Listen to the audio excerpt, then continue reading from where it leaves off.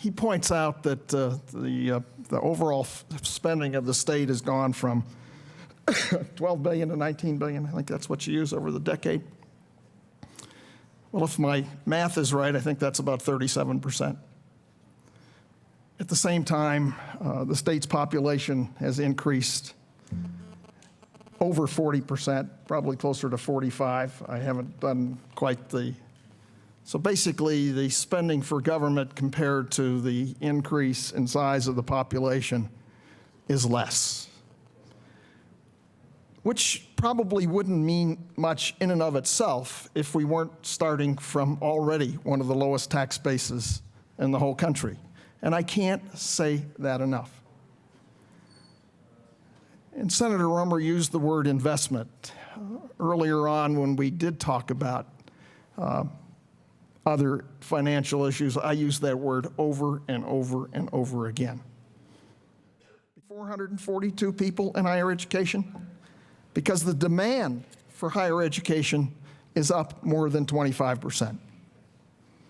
All you have to do is look at community college enrollment around this state, and that's where we're training our future workforce. These are not the people that we're going to bring in from Kansas and Texas. These are people that we have to educate ourselves. These are the people that have gone back to get retraining. So the option, I guess, would be to say, don't bring any of those people back. Don't hire additional people to support this kind of an increase in population. If those 442 additional FTE hires aren't an investment, I don't know what is. They are investment in our citizens and our kids and everyone else who has a desire to better themselves in this society. 190 of those are in corrections, and we had a debate, and Senator Carroll, I think, gave us some wonderful things to think about. But we decided as a body to open the tower in CSP 2. And we decided to do that for many reasons, not the least of which was safety, but also to allow our corrections system to do more, to ultimately bring back people better prepared to live their second life in this society. And 123 were in judiciary, mostly for probation officers, who again were hired as an investment so they can do a better job of working with the people that are trying to make a place for themselves in this society after obviously having taken a step backwards in their lives. That's where we increased the numbers of state employees. And where did we reduce them? We reduced them in agriculture, education, HCPF, human services, labor and employment, local affairs, military affairs, natural resources, personnel and administration, public safety, DORA, revenue, and CDOT. All are reducing, to say nothing of 313 in human services. So we chose to make those additions in areas where we thought, as a body, would make an investment in our people. The overwhelming number in higher education.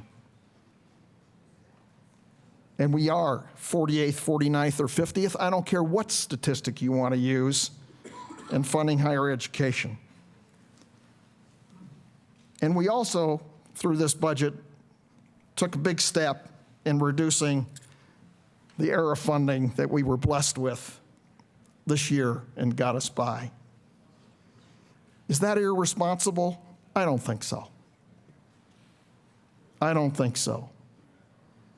Is it taking a step to doing what we have to do to start reinvesting in this state? I truly believe it is. We don't have much choice because we have little to work with. But I think the Joint Budget Committee did an incredible job of bringing us not only a balanced budget, but a budget that maximized the few dollars that we have in areas that we need to invest in for our future. and I applaud them for it. None of us, obviously, are voting on this with great glee and great happiness. But we've done our job. We've made investments where we can, and I'm proud of that. Senator Romer? And members, I'll be brief. But Senator Heath got it exactly right, which is the real and honest way, because as I think it was Will Rogers who said this, there are lies, damn lies, and then there's statistics. And, when we all speak about facts and statistics, you really have to come down to a really honest frame of how do you compare apples to apples in looking about where we are and where we should be. The most honest, non-negotiable frame of any honest economist would be, okay, what is the size of government in the year 2000? What is the size of government in the year 2010? What is the size of the Colorado economy and what we are serving population and otherwise in 2000? What is the size of the economy that we're serving in 2010? And Senator Heath got it dead right. The difference is the first issue in that equation is how much did we grow as a state? And we knew we grew as a state as a population by 45%. What you layer on top of that with a small amount of economics is the additional productivity and the smartness, the fact that Google and all these people are making us smarter and better with a bigger economy, basically with less people. So when you really do that math, the amount of a government and the size of government compared to the size of the service and the economy has been ever shrinking, and that's a good thing because that means we're getting smarter, faster, and better. But there's a point at which you shrink that so hard and so fast by lack of attention of investment that you spill over the top and you start to do the things exactly that we're going to do, is we put our medical school on accreditation watch. Senators Romer and Heath suggested that the state's population went up by 45% and 60% respectively. Well, no, it didn't. The official population of the state of Colorado in 2000, according to U.S. Census, was 4.3 million people. The expected population, according to the U.S. Census, again, in 2010, is 5 million people. That is a 16% increase, not 45, not 60. State budget grew from $12 billion to $19 billion over that same time period, a 58% increase.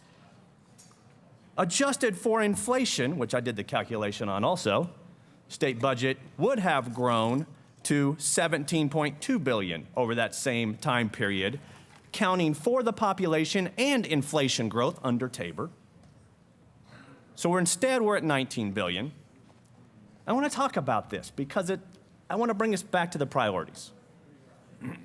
This is actually my second recession in the legislature, the first time as a green freshman coming in and casting votes on horrible ideas, many of which I voted against because yes, the Republicans did a lot of the exact same accounting gimmicks that the Democrats have done this time. But there have been some significant differences in priorities, and let's talk about those. All you guys over here wailing and gnashing teeth about spending on K-12 education, in the last recession, the Republicans were in charge and they honored Amendment 23 to the letter. Guess where the difference was? From 2001 through 2003, the total number of state employees actually decreased, while Amendment 23 was honored. Making hard choices, putting kids before union workers.